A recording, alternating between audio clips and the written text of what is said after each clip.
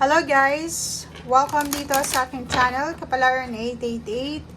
Pisces, Scorpio, and Cancer, welcome dito sa aking channel. Tayo weekend tarot sa inyong lahat, para sa inyong lahat. April 13 hanggang 14. So weekend tarot siya guys. Pisces, Scorpio, and Cancer. Kumuha pa tayo ng isa. Okay, Pisces, Scorpio, and Cancer. 35-8, money, and relationship. Nakikita natin dito guys na may Pisces, Scorpio, and Cancer na posibleng naghihintay kayo ng message. It's either message, confirmation, email, chat, call, or invitation. Galing siguro sa malayong lugar. It's either sa ibang bansa. It's either kontrata. It's either reply sa message. So, comment down below. And, nasa 35 ka na. So, parang sa araw na ito, or sa 2 days na to, medyo nakakaaninag ka ng konting pag-asa na malapit na. Diba? Like, for example, nag-take ka ng exam, nag-take ka na, or nag-interview ka, o na-interview ka, posibleng kung ano man tong result na hinihintay mo ay parating na siya. So, comment down below. Yung iba din sa'yo ay posibleng makakatanggap kayo. It's Saturday and Sunday, makakatanggap kayo ng unexpected message from long distance or makakatanggap kayo ng email, chat galing sa malayong lugar. Okay? Comment down below. And kung pera naman yung hinihintay nyo, posibleng may pag-asa na parating na. Nakikita mo na yung liwanag eh. Nakikita mo na yung kaliwanagan.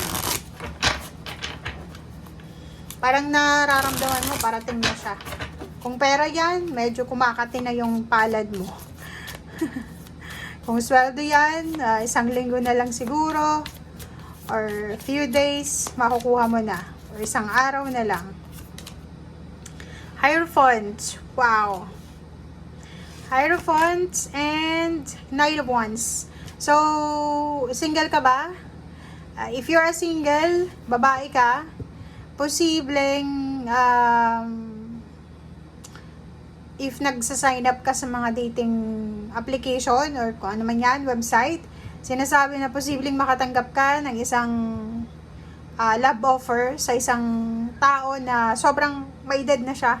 Kung makikita mo ganitong sitwasyon, nasa ibang bansa siya, pero financially siguro hindi mo alam kung ano yung estado niya, pero intellectually, pwedeng matalino siya, pwedeng abogado, doktor, teacher, pero may edad na siya, nasa 60 years old above.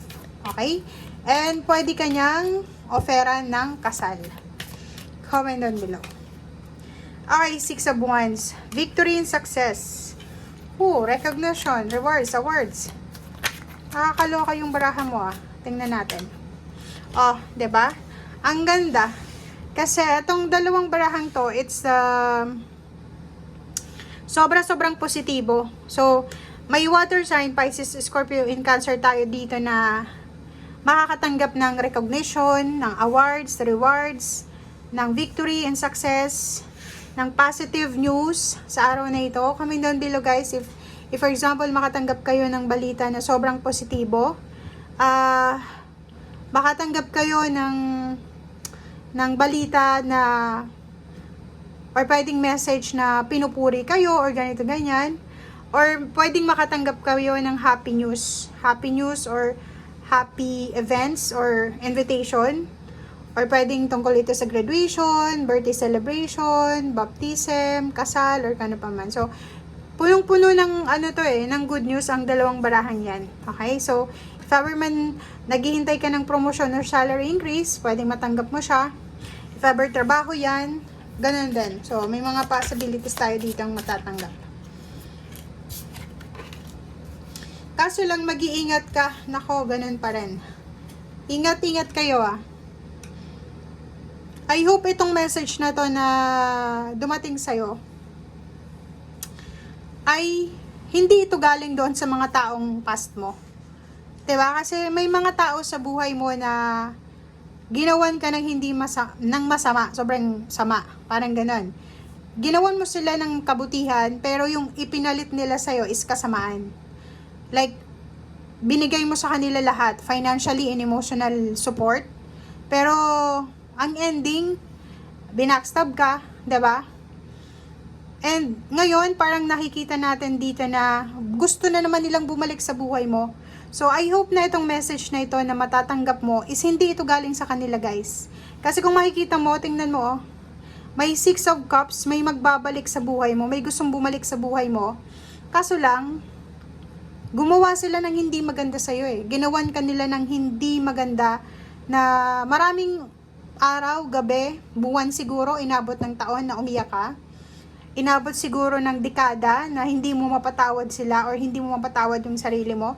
Pero ang tao ito is parang babalik lang ng walang parang lang, normal lang sa kanya na saktan ka, normal lang sa kanya na ganunin ka, tapos babalik siya ng parang wala lang. So, comment down below if you're resonated dito. Kung sino man itong gustong bumalik sa buhay mo, as long as na nakagawa sila ng hindi maganda sa'yo, financial man or emotional, wag mo nang pagkakatiwalaan. Mapa-relationship man yan, pamilya, katrabaho, kapartner sa negosyo, kilala or kung kanino man or sino man yan. Comment down below. Mag-iingat ka ha. Oh, King of Cups. Kalmado na yung buhay mo eh. Naka-move on ka na. Kumalma na yung mindset mo, kumalma na yung emotion mo, na-let go mo na sila. Tapos ngayon, babalik ulit sila sa'yo. Nako, nakakaloka to. Diba? Natuto ka na eh. Tapos babalik ulit sila. Oh, Chariot. Wala eh, ano ka na eh. Parang sinasabi na naka-recover ka na, naka-move on ka na. Nandun ka na sa success eh. 'Di ba? Success na yung pag-move on mo, success na yung pagbabago ng buhay mo, and hindi mo na sila kailangan, or first place, hindi mo naman sila kinailangan, kasi ikaw yung kailangan nila dati, 'di ba? Kaya nga sila malapit sa'yo, kasi kailangan ka nila. But now, sinasabi ng bara sa'yo dito na, nako, wag mo nang papapasukin yan eh, kasi nandun ka na eh, pataas ka na, nandun ka na sa success, nandun ka na sa victory and success, nandun ka na sa positive life eh. Diba? Pampagulo lang sila ng buhay mo, ng emosyon. Parang lang sila, distraction lang. Okay? So, kailangan mo ng temperance ngayon, mismo sa 2 days na to. Magpasensya ka. And, kung maaari, siguro ignore mo na lang. Okay? May good news ka na posibleng matanggap sa 2 days na to. And, ang good news na ito is tungkol sa pera. Diba? So, dito ka lang mag-focus ka lang dyan sa good news na yan sa'yo, tungkol sa pera. Huwag ka nang mag-focus dito sa mga taong yan na gustong bumalik sa'yo. Okay? Tingnan mo, isang wini-wish mo, isang financial wish, financial new beginning, success, or harmony, pera, puro pera, trabaho, stability, balance na minamanifest mo, ang posibleng dumating sa'yo. Okay? Doon ka dapat maging excited. Hindi ka dapat maging, anong tawag dito? Hindi mo dapat bigyan ng pansin itong mga taong ito. Kasi distraction lang sila eh. Ang dami mong victory and success dito, guys. 9 of Pentacles, 8 of Wands, the Chariot, King of Cups, etong dalawa, the Sun and 6 of Wands. Etong lahat na to, ano sila eh, message, positive message para sa'yo. So, doon ka dapat mag-focus. Okay? Ten of Swords, naka-move on ka na eh, nakaalis ka na dyan sa sitwasyon na yan. So, wag mong i-self-sabotage yung sarili mo. 3 of Cups, nasa celebratory ka na eh. Hindi mo na dapat ginagawa yung dati. Nasa Wheel of Fortune ka na eh. Nandun ka na sa new beginnings, nandun ka na sa pagbabago. So, sayang yung effort mo para maka-move on, sayang yung effort mo para mabago yung mindset mo or mabago yung kasi nag-suffer ka dito eh. Nag-suffer ka dahil sa ginawa nila sa'yo. So, 3 of Cups, doon ka lang sa 3 of Cups, guys. And yung Page of Swords dito na sinasabi na wag tayong basta-basta maniniwala, wag tayong masyadong maniwala sa mga taong yan, lalo na 3 beses ka, 2 beses, or kahit 1 beses kang ginawa ng pagta-traitor, still traitor pa rin sila. Okay, so Wheel of Fortune, nandito ka na sa Wheel of Fortune eh. Bago na yung lahat sa'yo eh. Nagbago na lahat yung surroundings mo, yung emotion mo. Huwag mong i-distract ito dahil lang sa kanila. Nakamove on, sila yung dahilan kung bakit nagbago ka. Sila yung dahilan kung bakit nagkaroon ka ng courage para gawin yung isang bagay. So, bakit mo pa babalikan sila? Bakit pa papapasukin mo sila? Naglagay ka na ng boundary, so panindigan mo yung boundary na yan. Okay? Masaya ka na ngayon eh. Nasa 3 of Cups ka na, successful, happy, balance. Tapos, pababalikan mo ulit yung naging dahilan ng pag-iyak mo, ng pagiging problematic mo, emotional burden, di ba? So, parang self-sabotaging niya. Huwag mong sabotahin ang sarili mo. Okay? Thank you guys and see you again. Bye!